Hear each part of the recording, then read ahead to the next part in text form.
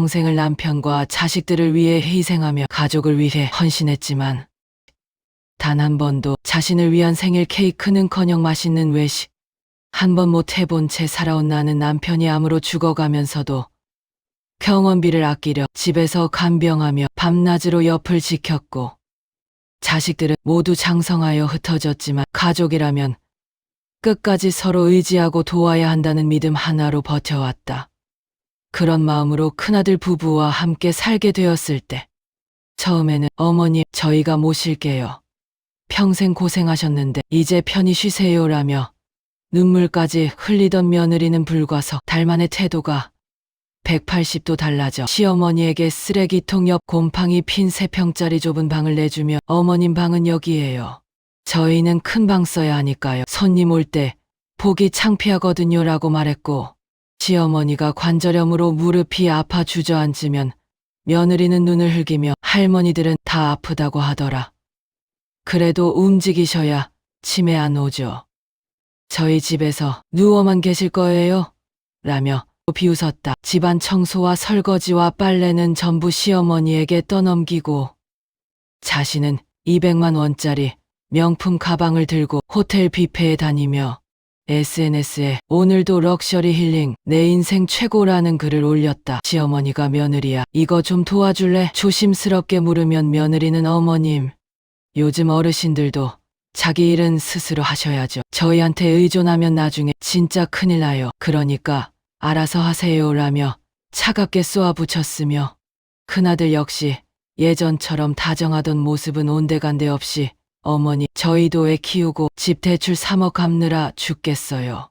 없이 어머니도 연금 받으시잖아요. 매달 생활비 100만 원씩은 보태주셔야죠 라며 노골적으로 돈을 요구했고 시어머니가 평생 모아둔 적금 5천만 원을 깨서 생활비를 주자 며느리는 고작 이것밖에 안 돼요? 우리 친정엄마는 매달 200만 원씩 주시던데 정말 비교되네요 라고 비교하며 모욕을 주었으며 심지어 시어머니가 당뇨약을 사야 한다고 하자 며느리는 그런 건 어머님이 알아서 사세요. 저희 돈으로 왜 사드려야 해요.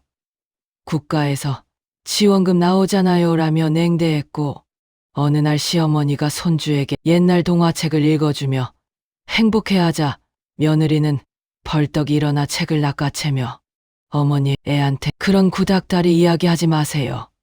우리 애는 영어 동화 들어야 한다고요. 어머님 발음도 이상하고요 라며 손주를 데려갔다. 시어머니가 울먹이자 큰아들은 어머니가 너무 예민하세요.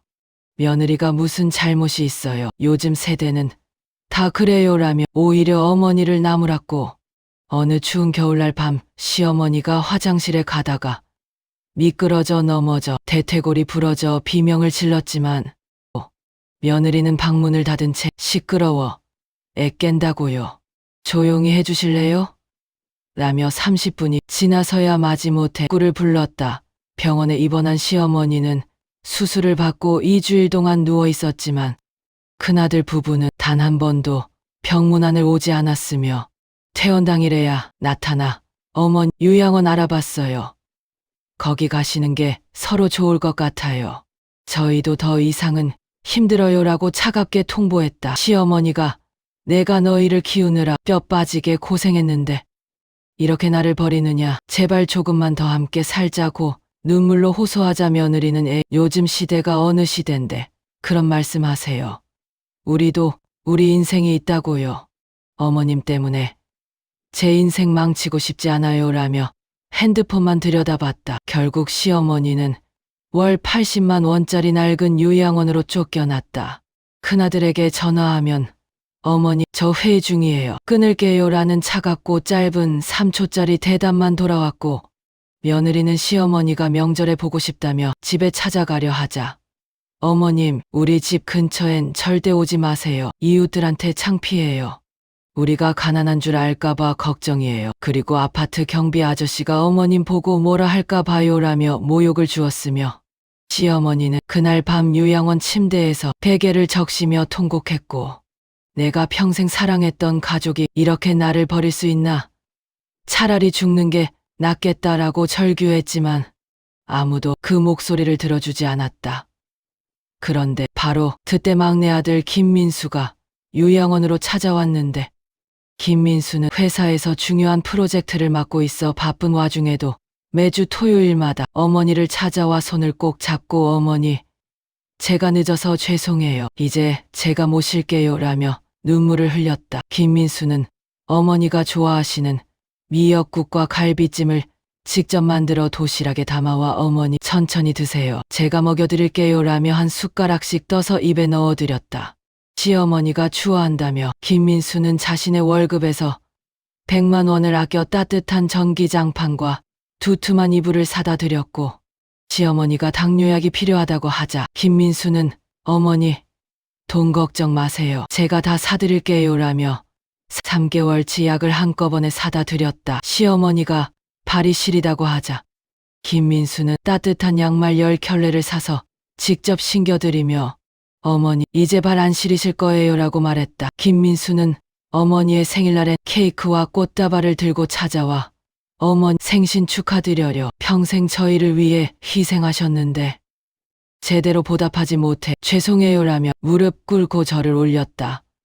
어머니는 김민수의 손을 잡고 민수야, 내가 있어서 엄마가 살 수 있다라며 눈물을 흘렸고 김민수는 매주 어머니의 빨래를 가져다가 직접 세탁하고 개서 다시 가져다 드렸으며 어머니가 외로워하시니까 매일 저녁 퇴근 후에 전화를 걸어 어머니 오늘 밥은 잘 드셨어요? 불편한 거 없으세요? 라며 30분 이상 대화를 나눴고 김민수는 어머니가 요양원에서 지내시는 게 너무 불쌍해서 결국 자신의 월세방을 빼고 조금 더 넓은 집으로 이사하여 어머니를 모시기로 결심했다. 하지만 어머니는 민수야, 내가 결혼도 해야 하는데 엄마 때문에 내 인생 망치면 안 된다라며 거절했고 김민수는 어머니, 제 인생에서 가장 중요한 건 어머니예요.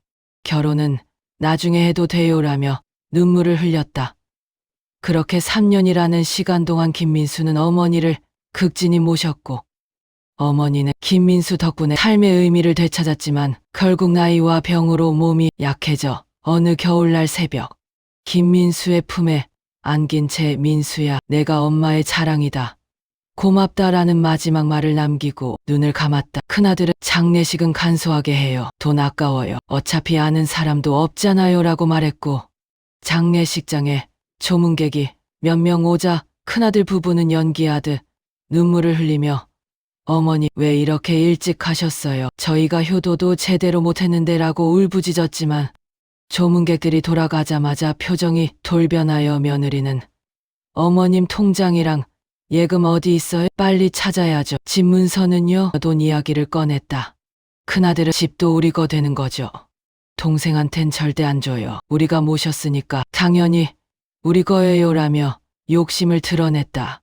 그때 정장을 입은 변호사가 나타나 검은 봉투에서 유언장을 꺼내 읽기 시작했는데 고인께서는 생전에 유언을 남기셨습니다. 큰아들 김태수와 며느리 박지영에게는 한 1원도 상속하지 않으며 모든 재산과 부동산 그리고 고인께서 평생 모으신 예금 12억 원과 주식과 채권을 포함한 총 자산 약 25억 원 전액을 효도한 막내 아들 김민수에게 전액 상속한다고 발표하자 큰아들 부부의 얼굴은 새하얗게 질리고 며느리는 말도 안 돼. 25억이라고 그게 어디서 나온 거예요? 우리가 모셨는데 왜 막내한테 줘요? 이건 사기예요. 유언장이 가짜일 거예요. 비명을 지르며 바닥에 주저앉아 머리를 쥐어뜯었다. 큰아들은 이건 불공평해요. 제가 장남인데요. 어머니한테 매달 생활비도 받아냈고 집도 제공했는데요. 항의했지만 변호사는 유언은 법적으로 유효하며 고인의 뜻은 확고합니다. 그리고 고인께서는 생전에 큰아들 부부가 자신을 학대하고 요양원에 버렸다는 사실을 상세히 기록으로 남겨두셨으며 이는 법적 증거로 인정됩니다라고 차갑게 선언했다. 한편 김민수는 장례식장에서 어머니의 영정 앞에 무릎 꿇고 어머니, 제가 더 일찍 모시지 못해 죄송합니다. 제가 더 잘해드릴 걸 그랬습니다라며 진심으로 눈물을 흘렸고 조문객들은 김민수를 보며 저 아들이 진짜 효자구나, 어머니께서 잘 보셨어라고 칭찬했다.